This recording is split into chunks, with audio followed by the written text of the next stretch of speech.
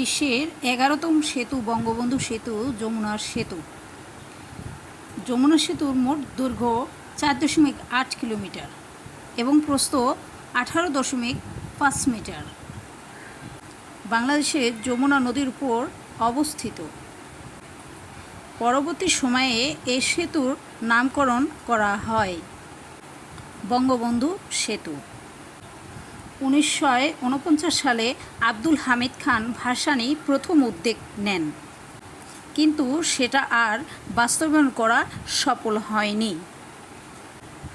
যমুনা সেতুর দুই প্রান্ত সিরাজগঞ্জ ও টাঙ্গাইল দুই জেলার দুই প্রান্তকে সংযুক্ত করেছে এবং যমুনা সেতুর নির্মাতার নাম ও প্রতিষ্ঠান হুন্দাই ইঞ্জিনিয়ারিং অ্যান্ড কনস্ট্রাকশন, দক্ষিণ কোরিয়া, এবং এটি উত্তরবঙ্গ যাতায়াত ব্যবস্থা খুবই ভালো।